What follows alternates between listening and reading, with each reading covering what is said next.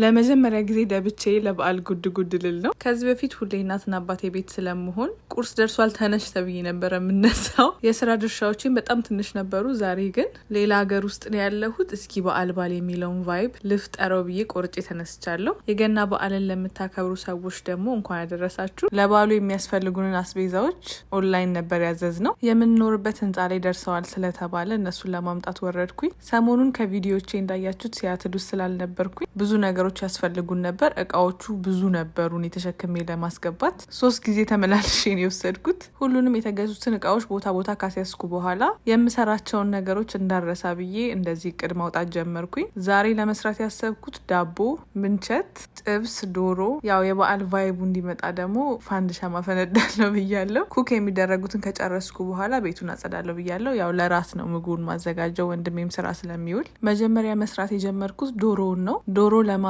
በጣም ረጅም ጊዜ ስለሚፈጅ 12 ብልት ያለው አንድ ሙሉ ዶሮ አይደለም፣ የተወሰኑ ድራም ስቲኮች እና ታይስ ምናምን ያለው ሙሉ ዶሮ ሳይሆን የተለያዩ የዶሮ ስጋዎችን ወስጄ ነው። ዶሮውን በደንብ አጥቤ በሎሚ ሽንኩርት፣ ነጭ ሽንኩርት፣ ዝንጅብል አድርጌ ነው የዘፈሰፍኩት።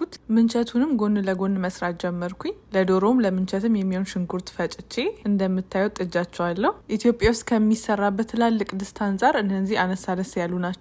በደንብ አድርጌ ሳቁላላው ግን በዚህም ድስት እጄን እያመመኝ ነበር። ወይ ስላለመድኩት የሆነ በትልቁ ድስት ብሰራ ምን ልሆን ነው እያልኩ ነበር። መስራት የጀመርኩት ከቀኑ 6 ሰዓት ላይ ነው። እስከ ማታ ነው የፈጀው እነዚህን ኩክ አድርጎ መጨረስ። ምንቸቱ በዚህ መልኩ አልቋል። ዶሮውም እየበሰለ ነው። ቀጣይ ወደ ዳቦዬን የገባሁት ቲክቶክ ላይ ያየሁት የሆነ ጊዜ ቫይራል ሆኖ የነበረ ዳቦ ነበር። ከላይ በርበሬ የሚፈስበት ማለት ነው። በቅቤ ተደርጎ ነው በርበሬ የሚፈሰው። እሱን እሞክራለሁ ብዬ ስለወሰንኩኝ የእሱን ሬሲፒ ተከትዬ ነው የሰራሁት። ዳቦን አብኩቼ ከጨረስኩ በኋላ ኩፍ እንዲል ተውኩት። ምሳዬን ሳልበላ የራስ ሰዓት የተቃረበ ነበር እና በጣም ስለራበኝ ከምንቸቱ ትንሽ እየቀንሽ የበላው።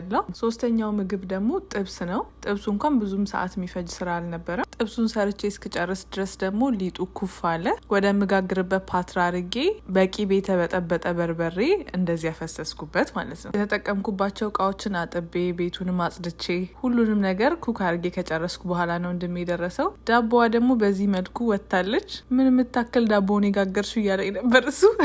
እኔ ግን ይበቃል ብዬ ነው ያሰብኩት። ልክ እንደ ኢትዮጵያ ባይሆንም የበዓል ቫይብ ስላለው ደስ ብሎኛል። በዚህ መልኩ ራታችንን ተመግበናል። ይሄ ነው በቃ የኛ በዓል። እዚህ ሀገር ኖርማል የስራ ቀን ስለሆነ ቤተክርስቲያን ለመሄድም አይመችም፣ በዓልም አይመስልም። ይሄን ካላረግን መስራት የማልችል የሚመስላችሁ ጓደኞች እያያችሁ ነው አይደል? የኔ በዓል በዚህ መልኩ አልፏል። እናንተም በጥሩ ሁኔታ እንዳሳለፋችሁ ተስፋ አረጋለሁ። በሌላ ቭሎግ እስክንገናኝ ድረስ ቻው ቻው።